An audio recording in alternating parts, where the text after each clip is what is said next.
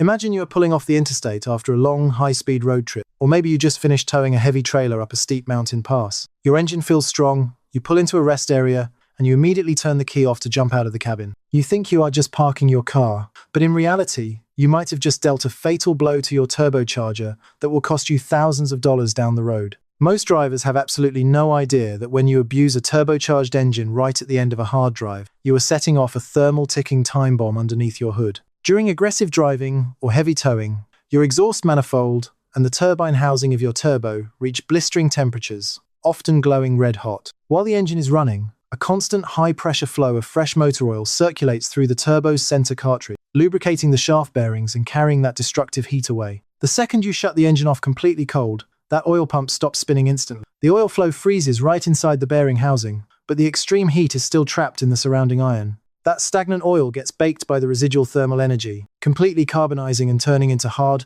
crusty charcoal right on the delicate bearings. This phenomenon is called oil coking. The next time you start your car, those sharp carbon deposits act like liquid sandpaper, restricting the oil galleys, destroying the oil seals, and starving the turbine shaft until the entire turbocharger shears itself apart. If you want to avoid this mechanical nightmare, you need to establish a basic habit. After a heavy highway run or hauling cargo, let your engine sit and idle at a standstill for 1 to 3 minutes before you flip that switch. This keeps the oil and coolant circulating at a relaxed pace, safely pulling the peak thermal energy away from the turbine housing, letting the turbo cool down to a safe baseline, and extending its operational lifespan by years. This structural thermal management is incredibly vital, but it is just one of many ways drivers are unknowingly destroying their power plants through simple, everyday habits. Take the way most folks handle their daily commute, specifically those short, brief drives to the local grocery store or the coffee shop down the street that take less than 10 minutes. If your daily driving routine consists almost entirely of these micro trips, your engine never actually gets the chance to reach its true engineering operating temperature. When an internal combustion engine runs cold, it produces a massive amount of internal moisture and condensation inside the crankcase. Under normal conditions, when you drive on the highway for an extended period, the motor oil gets hot enough to boil off that trapped water vapor and push it out through the ventilation system. But on a short 10-minute drive, that water just sits there, mixing directly with your oil to create a thick, yellowish sludge that looks like mayonnaise under your oil cap. This acidic sludge clogs your oil pickup screen and starves your bearings. Furthermore, that moisture combines with exhaust byproducts to form corrosive acids inside your mufflers and catalytic converters, causing your entire exhaust system to literally rot and rust out from the inside out. Your car battery also takes a massive beating because a short drive does not give your alternator enough time to replenish the immense electrical energy required to crank the starter motor, leading to a dead battery in the middle of winter. To completely reverse this damage, you need to commit to taking your vehicle out on the open highway at least once a week for a solid 20 to 30-minute drive at sustained speeds. This clears out the moisture, charges your battery to maximum capacity, and burns off the harmful deposits before they harden. Before we transition into the diesel world to expose a massive myth about warming up your truck that is actually thinning your oil and washing your cylinders, if you want to protect your vehicle from these silent mechanical killers and keep your hard-earned money out of the pockets of predatory repair shops, take a quick second to hit that subscribe button to join our garage. Now, let us completely dismantle a huge misconception that millions of diesel truck owners swear by. The idea that you need to let your diesel engine sit and idle in your driveway for 15 minutes on a cold morning to let it warm up properly. This habit is doing the exact opposite of what you intend. A diesel engine is incredibly efficient at idle, meaning it does not generate enough residual cylinder heat to achieve clean, complete combustion when it is just sitting there chattering in the driveway. When you let a cold diesel idle for an extended period, the fuel sprayed into the cylinder cannot burn completely. This results in a phenomenon called wet nesting or cylinder washing, where raw, unburnt diesel fuel washes right past the piston rings and enters your oil pan. This raw fuel drastically dilutes your motor oil, destroying its viscosity and its ability to protect your crankshaft and rod bearings from metal-on-metal contact. It also forces your engine to spit out a massive amount of harmful nitrogen oxides and heavy particulate matter, completely choking your emissions hardware. The correct, engineered procedure for a modern diesel is to turn the key,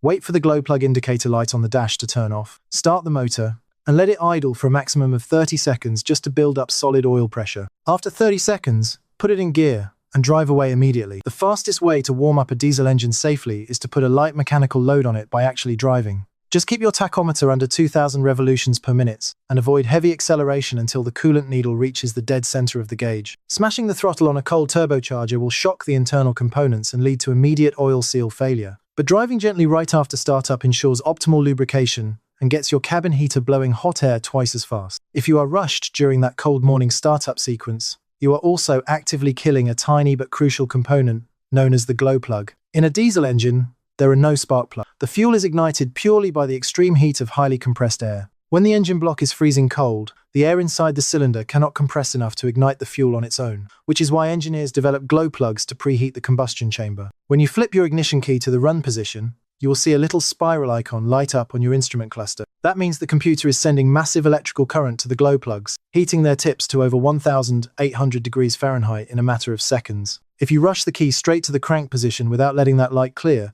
you are forcing the engine to crank with a cold combustion chamber. This causes the injectors to dump raw fuel into a cold cylinder, resulting in violent engine misfires, a massive cloud of toxic white smoke out the tailpipe, and severe battery drain. In the dead of winter, seasoned diesel owners will actually cycle the glow plugs twice before cranking the motor, turning the key on, waiting for the light to clear, turning it off, and doing it again to guarantee a perfectly clean, effortless start. Respecting this simple electrical sequence reduces the load on your starter motor and can easily extend the lifespan of your glow plugs from a standard 60,000 miles all the way to over 150,000 miles. We're about to look at an incredibly cheap plastic valve hiding on top of your engine that dealerships love to ignore until it builds up enough pressure to blow every single rubber gasket out of your motor. But right before we unpack that specific failure, make sure you are subscribed so you do not miss our next technical deep dive. Let us focus on a small, cheap component that acts as the absolute guardian of your engine's internal crankcase pressure, the PCV valve, or positive crankcase ventilation valve. As your engine runs, a small amount of high-pressure combustion gas slips past the piston rings and enters the crankcase. This gas is highly toxic, filled with unburnt fuel and moisture. The PCV valve is a simple, spring-loaded one-way valve designed to pull these blow-by gases out of the crankcase and route them safely back into the intake manifold to be burned off cleanly. Over the years, hot oil vapor and carbon soot travel through this valve, eventually causing the internal spring to stick completely closed or open. If the PCV valve jams shut, the pressure inside your oil pan begins to skyrocket with nowhere to go. That intense pressure will actively search for the path of absolute least resistance, which usually means blowing right past your main crankshaft seals, your valve cover gaskets, and your oil pan seal. Suddenly, you are dealing with a massive oil slick on your driveway and a low oil level light. If the valve jams completely open, it creates a massive vacuum leak, causing a wildly erratic idle, severe engine stumbling, and allows raw motor oil to be sucked straight into the intake tracker, producing a thick cloud of blue smoke from your exhaust. Swapping out a PCV valve is an incredibly easy job that usually costs less than $20 and takes 5 minutes with basic pliers, yet ignoring it can easily lead to a $2,000 repair bill to replace blown rear main seals. Make it a point to change this cheap piece of plastic every 30,000 to 50,000 miles as cheap insurance for your gaskets. This management of internal engine health connects directly to how you maintain your diesel emission systems, specifically if your truck is equipped with a diesel particulate filter, or DPF. When it comes to choosing oil for a DPF-equipped diesel engine, you cannot just look at the basic viscosity numbers, like 5W30 or 15W40 printed on the front of the jug. You have to look at the specific chemical additive package on the back label. Modern clean diesels require specialized low SAPS motor oil, which stands for low sulfated ash, phosphorus, and sulfur. Every internal combustion engine naturally burns a tiny, microscopic amount of oil during standard operation. When traditional motor oil burns, the heavy anti-wear metallic additives inside the oil are converted into a hard, metallic ash. This ash travels straight down your exhaust pipe and gets permanently trapped inside the microscopic ceramic channels of your DPF. Unlike diesel soot, which can be easily burned away and cleared out during a high-temperature highway regeneration cycle, metallic ash cannot be burned off. It is physically impossible to destroy. If you dump cheap, high-ash oil into a modern diesel engine, that metallic ash will clog the channels of your DPF 3 times faster than normal, forcing the vehicle into constant, fuel-wasting regeneration cycles until the filter is completely choked. Replacing a ruined DPF system can easily cost you upward of $3,000. Always open your owner's manual and verify that your oil matches the exact technical specification code required by the factory, and never extend your oil change intervals just because the oil is synthetic. Dirty, soot-heavy oil will quickly wear out your timing chain guides and score your turbocharger bearings. While we are discussing the air flowing through your turbocharged system, we have to look at the turbo intercooler, often referred to in German engineering circles as the Lederluftkühler. When your turbocharger compresses incoming air, it forces the oxygen molecules tightly together, which generates intense heat. Hot air is less dense, meaning it contains less oxygen per cubic foot, which hurts combustion. The intercooler is essentially an aluminum radiator mounted at the very front of your car that cools that compressed air down before it enters the intake manifold. Over thousands of miles, the PCV system dumps a fine mist of oil vapor into the intake tract, and that oil settles right at the bottom of the intercooler cores, mixing with road dust to create a thick, oily film.